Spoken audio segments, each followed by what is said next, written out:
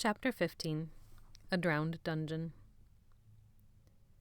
Jonathan shuffled through the pitch-black corridors, his eyes on the uneven floor before him and his ears listening for the skittering sound of rat claws on stone. He held a tall white candle in one hand. He gripped the candle tight, his palms sweaty. His body didn't like being that close to the hot flicker of a flame, neither did his heart, for that matter. He steadied his shaking as best he could and pressed on through the darkness.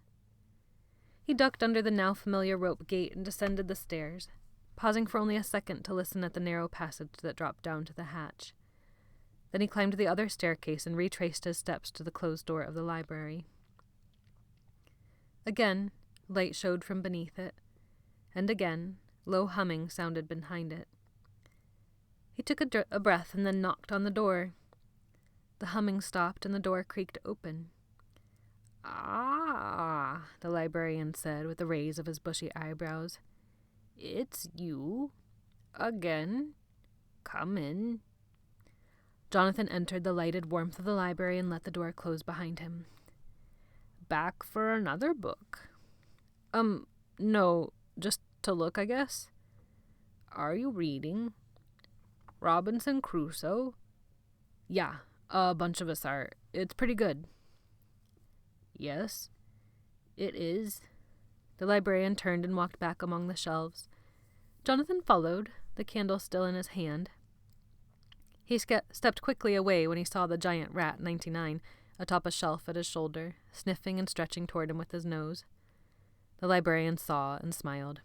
"Oh, don't mind him. He just wants to be petted." The librarian reached back an arm, and the rat scrambled up it, his claws catching on the woolen sleeve, and curled up around the librarian's neck. "What is the hatch?" Jonathan asked abruptly. The hatch, the sound of its violent knocking and sloshing, how deeply it lurked in the darkness of the prison like a shameful secret, with the skull standing silent guard, had haunted his thoughts since he'd left it. "The hatch? Ah, yes. Quite a curiosity, isn't it?" "Yeah, it looks so old and it makes all these weird sounds." The librarian smiled a strange, knowing smile and shook his head. "It is old, but it does not make any sounds, no. It's what's behind it that makes the noise." "Well, what's behind it, then?" The librarian pursed his lips and leaned forward, cocking one sideways eye at Jonathan. 99's beady eyes sparkled at him. "The sea, my boy. It is. The sea itself, behind that ancient door." "The sea? How?" The librarian heaved a heavy breath and walked over to the closest window, mostly blocked by standing books. He pulled one of the books down and peered through the space where it had been. The gray light shone through the old man's wispy white hair. "The water," the librarian whispered, looking out at the storm-tossed waves. "It is rising." He cocked one eye back over his shoulder toward Jonathan. "Or the island is sinking. Both, I think." He looked out again through the gap at the sea. When he spoke this time, his voice was different, faster, smoother, less labored. "Years ago, back in the asylum days, the water was not so high. There was a beach around Slabhenge then, a smooth stretch of sand, with shells and logs and pools. We had a pier, even, big enough for large boats to dock at. I would sit on the pier sometimes and fish, watch the sunset, or rise, look off at the distant mainland and wonder. Of course, I was a boy then, so long ago." Jonathan stepped to stand behind him. He stood on his toes to see the white-capped ocean. "You were here when you were a kid?" The old man's eyes were trained far off in the distance. His voice was feathery and far away. "Oh, yes. I was born here. My mother and father were both patients here. She was a madwoman, he, a lunatic.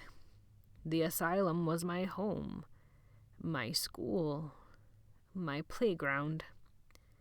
The guards were my aunts and uncles, my friends, my tormentors sometimes. He brought one wrinkled hand up to stroke the rat perching on his shoulder. The gigantic animal twisted and stretched so that the old man's fingers could scratch his itchy places.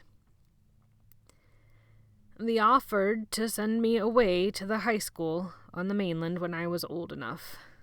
The head warden, I mean. He was a kind enough man, I suppose, but I refused. It all seemed too terrifying. Leaving the island, the walls, the water.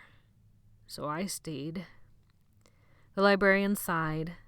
It was a weary sigh, tired and breathy and covered in the dust of years. I became the librarian's assistant.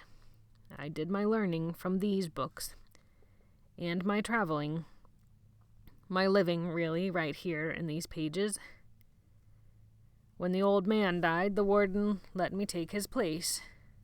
Not long after that, my mother died, and my father, and I just stayed. When the asylum closed, they allowed me to stay, to care for the facility, run the lighthouse, keep it all from falling apart. And when it reopened as a school, the Admiral kept me on.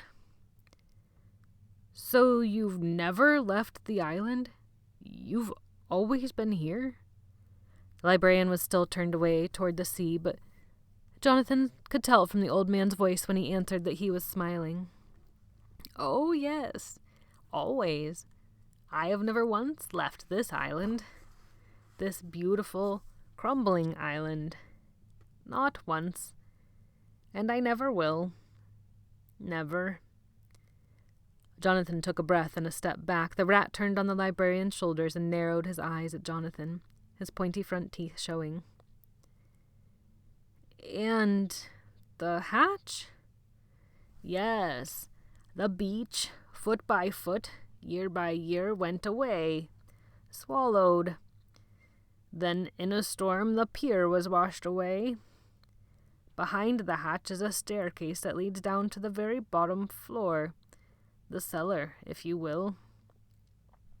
During the asylum days, it was a sort of special prison for the most troublesome. He returned the book to the shelf and half turned to look up at Jonathan in his queer way. A dungeon, you would probably call it. My father was there briefly, during his dark days. Eventually, as the water rose, it was too wet for people.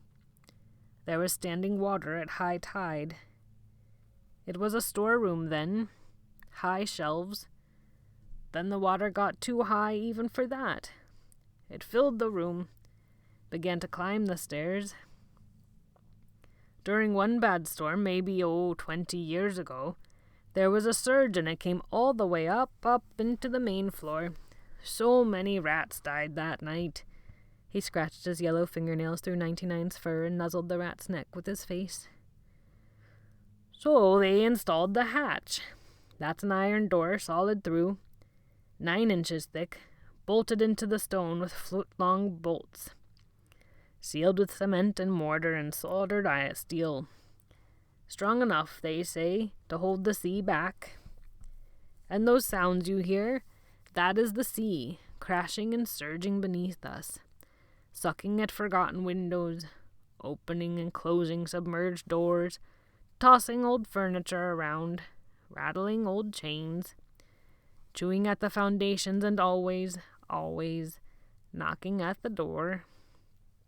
He closed his eyes and sighed and stroked his monstrous rat.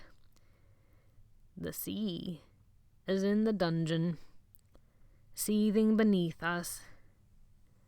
But it doesn't want to stay there. The old man's eyes opened and focused on Jonathan's. It wants the whole island. It wants it all, and someday it will. Get it? Jonathan's mouth was dry. He blinked, His mouth was stuck open. "Now," the librarian said, taking a step and brushing past him. "What book would you like?" I'm still reading the first one," Jonathan said, shaking his head. "I don't need another one just yet." The librarian stooped down, and 99 crawled down his arm and onto a shelf. The old man looked back at Jonathan, shook his head, and smiled a crooked smile. "No, you can't leave a library without a book." He scanned the nearest shelf with a finger and one sideways eye. Jonathan stood where he was and watched the hunched old man creak along the shelf, muttering to himself and shaking his head. "Ah, yes, this one is appropriate." He pulled a thick volume off the shelf. "Another island story about a boy and a crazy sea captain and treasure found." He held the book to his nose and closed his eyes and took a deep breath, then handed it to Jonathan. "Treasure Island," the cover said in plain black letters on red leather, by Robert Louis Stevenson. "Thanks. I better get back." "Yes," the librarian said, walking with Jonathan to the door. "You should. Thank the Admiral for letting you come. It has been so long." Jonathan stepped out into the dark corridor, holding the candle before him. The librarian closed the door nearly all the way, so that only his mouth and one eye were visible in the crack.